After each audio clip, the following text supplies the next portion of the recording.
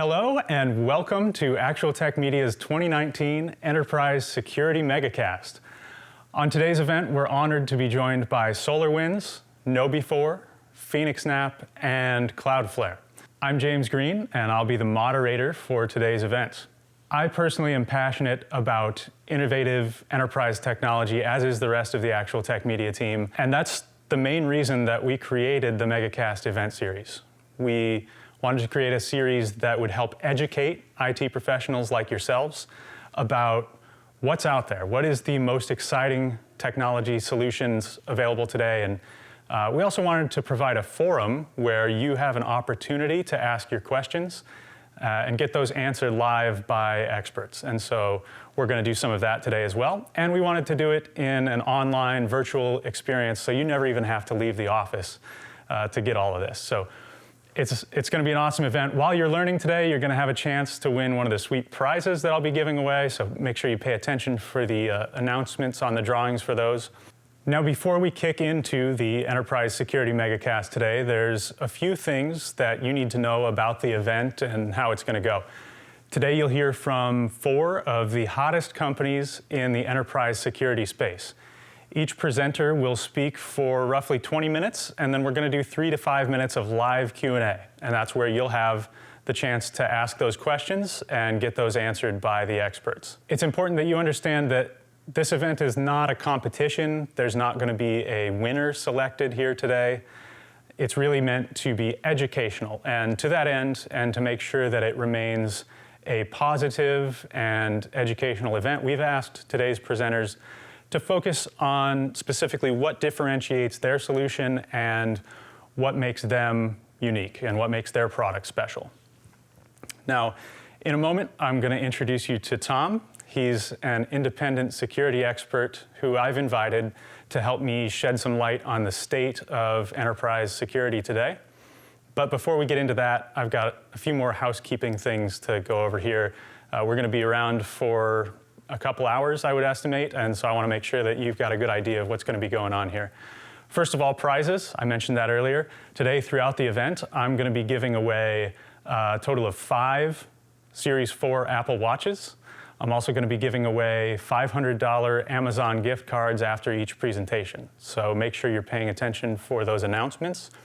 There are some specific requirements if you're selected for one of the prizes. First of all, you must be present on the live event to win. And if you're a grand prize winner, to be able to collect that prize, we're going to need to collect from you an IRS Form W-9. If you're a prize winner, we will reach out to you after the event via email, so be watching for that. We'll collect what we need, get the delivery of your prize arranged. Another thing is that you have the option, if you want it, to make a donation to charity instead of collecting that prize. Some people, lots of people in fact, have chosen that option, and we've been able to give lots of money to some great charities over the years.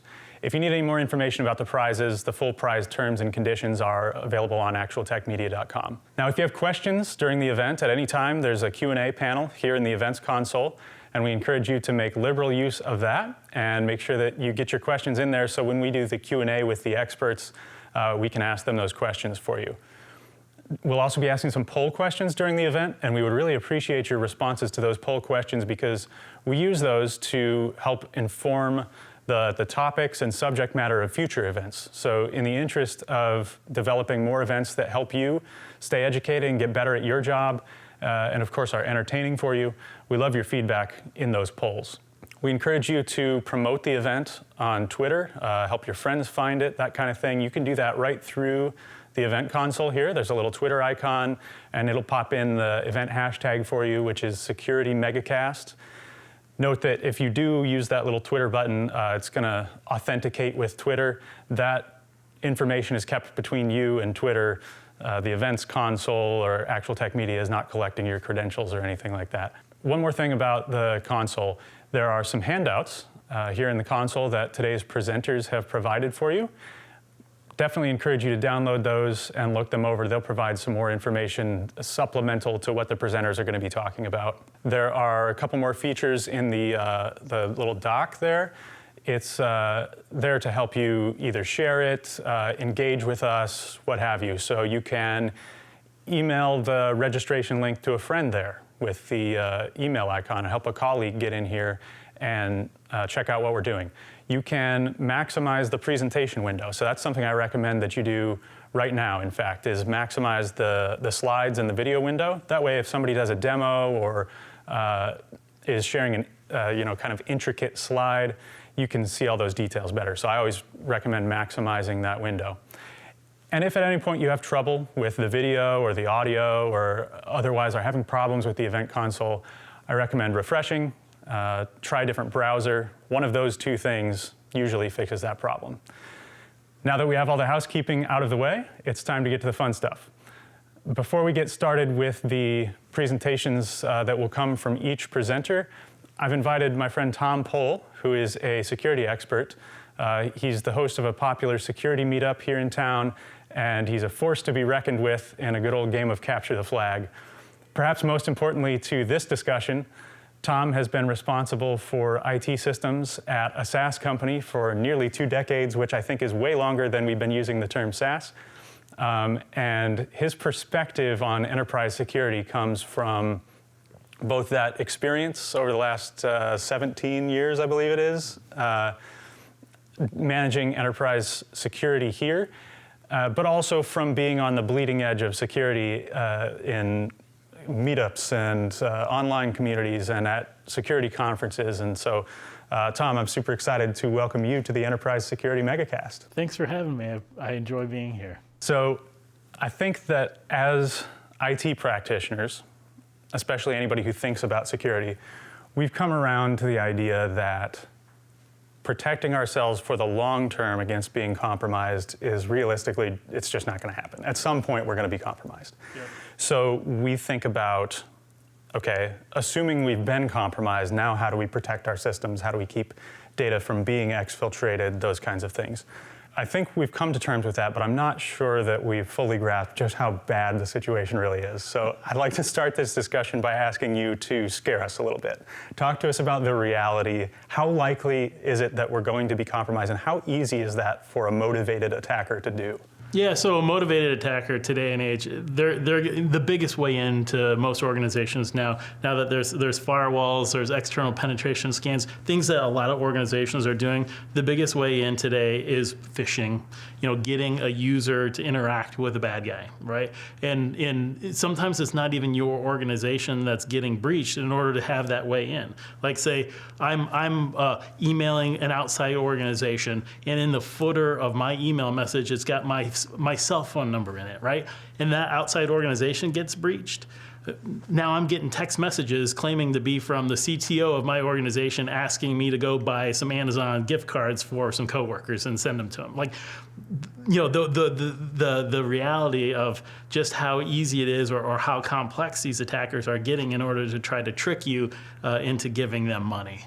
So the reality has been, and for the foreseeable future anyway, will continue to be, no matter how great your technology security people are, both your biggest vulnerability and your biggest challenge is to educate them and help them understand how to have good security hygiene and that kind of thing. That's right. Yeah. Well, in any good organization now, you've got security awareness, right? You're phishing your employees. We send out phishing attacks against our own people regularly, so that you build that healthy skepticism, right? And and the bad guys, they realize this, and so they'll attack. They're monitoring LinkedIn to see who just joined your organization that maybe isn't up to speed yet on all the training and so forth, so they can attack them as early as possible in kind of that life cycle of an employee. How do you evaluate solutions as you're looking at things that you need in your company to be sure that, from a security standpoint, you feel like they're solid? Yeah, so third-party vendor management is definitely a topic that is near and dear to my heart, right? So when I'm looking at products, typically, number one, I don't just look at one product, right? I'll look at the entire marketplace of those products, pick out the leaders, and then I put them through their tests, right? And not only do I evaluate them from the feature aspect, but from a security aspect. Like especially, in my area, I evaluate a lot of security products. I'm not happy with a product until I can put it through its paces, break it, So then I can evaluate how does the company deal with remediating any issues I find with their product. And I'll judge the organization based upon how well they respond. I'll do other things like look through change logs, right? Everybody's going to have their warts and their things that they've had to correct and fix. How open and upfront are they around looking at owning up to their issues and their problems?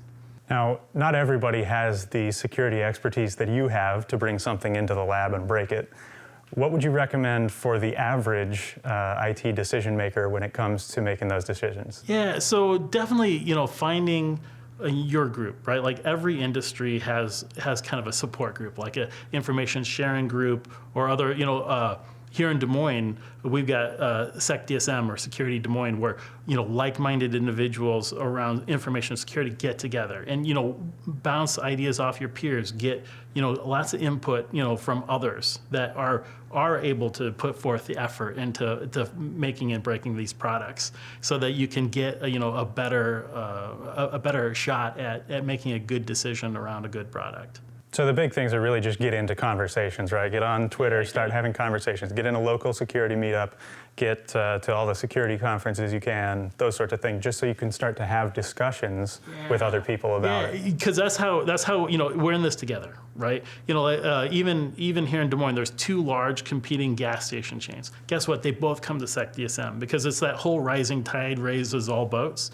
Because if you make an industry hard for a bad guy to break in and compromise, their bad guys are going to go to a different industry. So if you've got two gas station chains that now it's hard to get into gas station chains in general, they're going to go to another industry. Right. So that's why even though they may be competitors in the marketplace, from a security aspect, you're on the same team. It's everybody versus the bad guys.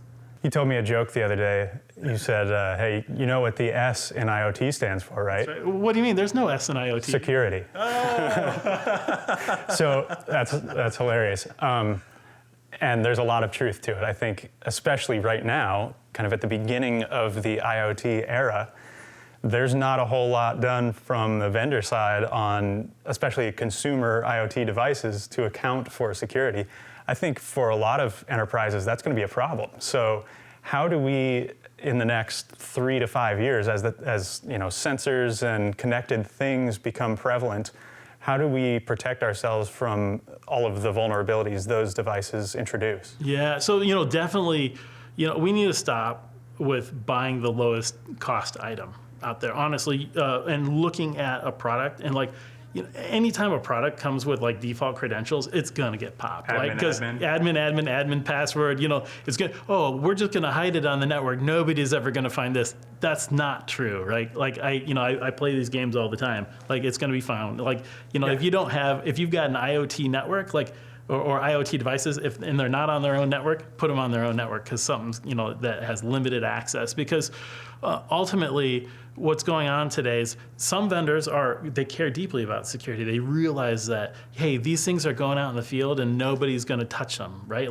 They're going to do their job, but then people don't you're not going to patch it because that's going to potentially cause downtime or outage, or they even forget about it. So looking at products that are doing automatic updates, so they're fixing themselves, that are checking in and being like, hey, I'm here, I'm not here, or hey, somebody's pounding on my door trying to get in. And those aren't going to necessarily be the lowest cost items, right? So if you've got two cameras on the market, one that's doing automatic updates, doesn't have default credentials, and one that's some no-name knockoff thing from China, stop buying the no-name knockoff from China, right? Get the devices that do care about security, because that's the only way that you're going to force market pressure, right? By having the consumers purchase things smarter. So the idea that this stuff is not important, it's just a little sensor and it's not going to get found because nobody cares about it, is not going to hold up. No, it's my pivot into your network. Yeah, some kid with Nmap will spend 5 minutes and know all about it, and now they're in. Yeah. You take small organizations that even mom and pop organization that's got a simple DSL router, right? It'll have things like UPnP enabled by default. You add a little camera on the network that says, hey, firewall, open up this port to anybody in the whole world so they can come at me. And I guarantee you somebody's going to then come at you, pop that camera, and then use it as a pivot to go, compromise the rest of your organization. That's a thing today. And then bad guys, and then if you want, say you're a service provider, right, and your customers are only in the United States, be like, oh, cool, we'll just lock out all the rest of the world from being able to use my service. Well, the bad guys figure this out, and they're like, okay, we'll just rent time on pop to DVRs in Des Moines, Iowa, or wherever it is that you're allowing people to log in from, and use them as a proxy in order to get to your organization. So then they bypass geo restrictions. Like, it's bad, and people don't realize just how compromised home networks are, small business networks, and everything else. A lot of IT decision makers are focused on lots of different parts of the IT business and don't necessarily spend all day thinking about security like some folks do. What sorts of things might they need to be thinking about that they're not already? What's kind of coming that we should be thinking about when it comes to enterprise security? Well, always be learning, right? I can't say that I know everything, right? And nobody should feel like, if you feel complacent about where you're at, you're going to get hacked next. So it's like, take a humble approach, right? And recognize that there's all sorts of people out there, and the next great idea could come from a location that you didn't see coming, right? Keep talking to your people. You know what? Your people are a great asset. They may be a huge liability in terms of clicking on stuff, but they're also a huge asset in terms of coming up with ideas. We do hackathons. We do all sorts of things where, we ask people in our organization, how can we be better? How can we do better, right? That's all we can do is constantly be looking at ourselves, be talking to people in our organization, and be like, what do you see? What do you think we can do better that, simple things that it can help and make us be a better organization. Tom, I'm so grateful that you were willing to take some time to talk with me and our audience today. If people want to connect with you on Twitter or forums or something, how can they get a hold of you? If you want to find me pretty much anywhere, I'm Tom Pohl, TOMPOHL, on Twitter, on LinkedIn, wherever you find me. Yeah, you can find me pretty much anywhere. Awesome. Well, thanks, Tom. And with that, I'm going to turn it over to our first presenter.